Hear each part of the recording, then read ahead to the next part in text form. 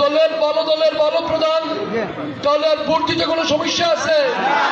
কে কি বললো, কে কি স্বপ্ন দেখলো, ওইটা আমাদের শুনে লাভ আছে? সিলেটের উন্নয়ন চান, এই রাস্তাঘাটের উন্নয়ন চান, শিক্ষা প্রতিষ্ঠানে কাজ চান, মসজিদ মাদ্রাসায় কাজ চান, গির্জা উপজেলায় কাজ চান, তাহলে এগুলো যদি চান তাহলে কি করতে হবে? আমাদের প্রার্থী ভালো, প্রতীক ভালো, দল ভালো, দলের প্রধান অতিথি যারা ছিলেন তারাও ভালো।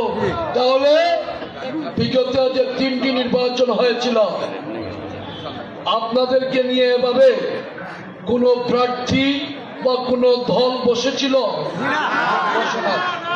কারণ অতীতে যে নির্বাচন হয়েছিল একটি গোত্র, একটি গোষ্ঠীর নির্বাচন হয়েছিল, জনগণের কোনো নির্বাচন হয়নি, জনপ্রতিনিধিত্ব কোনো সরকার আসেনি।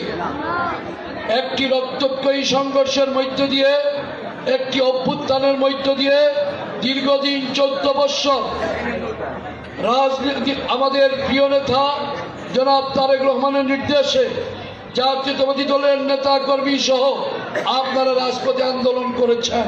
কিসের জন্য করেছিলেন? ভোটের জন্য, ভোটের অধিকার প্রতিষ্ঠিত করার জন্য। সেই ভোটের অধিকার প্রতিষ্ঠিত এবং প্রাতিষ্ঠানিকভাবে রূপ নেবে 12ই ফেব্রুয়ারি। 12ই ফেব্রুয়ারি আপনারা আপনাদের মতামত যদি গিয়ে সেখানে দেন, সেই মতামতের ভিত্তিতে যে সরকার আসবে সেই সরকার হবে আপনার আমার জনগণের সরকার, এবং সেই সরকারের মাননীয় সংসদ প্রার্থী হিসাবে জনাব খন্দকার আব্দুল মুক্তাদির সাহেব এই সিলেটের প্রার্থী। আপনারা খন্দকার মুক্তাদির সাহেবকে চিনেন? চিনেন সবাই? উনি ভালো মানুষ না খারাপ মানুষ? হাত কম উঠলো তো, পুরো হাত তো উঠলো না। ভালো মানুষ না খারাপ মানুষ? ভালো মানুষ। আপনারা তাহলে আপনার ভোট কোথায় দিবেন? ভালো জায়গায় দিবেন না খারাপ জায়গায় দিবেন? ভালো জায়গায় দিবেন। ভালো জায়গায় ভালো প্রার্থী, তারপরে ভালো দল খুঁজতে হবে না? ভালো দল খুঁজতে হবে না? তো ভালো দল বাংলাদেশে কোনটা আছে? নাম বলেন, নাম বলেন, জুড়ে বলেন না, আরো জুড়ে বলেন। সেই দানের শীষের চেয়ারম্যান কে? নাম কি বলেন? আরো জুড়ে বলেন, আরো জুড়ে বলেন। ভালো কথা। তাহলে আপনি প্রার্থী পেলেন ভালো, দল পেলেন ভালো, প্রতীক ভালো। শহীদ জিয়া দেশের ভালো কাজ করেছিলেন, করেছিলেন। বেগম খালেদা জিয়া ভালো কাজ করেছিলেন।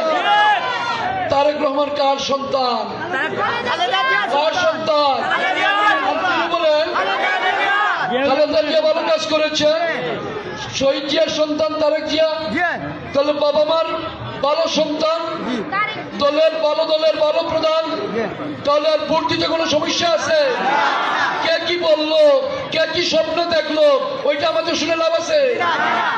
সিলেটের উন্নয়ন চান, এই রাস্তাঘাটের উন্নয়ন চান, শিক্ষা প্রতিষ্ঠানে কাজ চান, মসজিদ মাদ্রাসায় কাজ চান, গির্জা উপজেলায় কাজ চান, তাহলে এগুলো যদি চান তাহলে কি করতে হবে?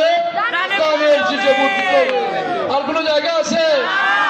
আচ্ছা, আর এখন তো পাল্লা তো যাই হোক, এগুলা বললাম নাই, এখন ডিজিটাল জমানা।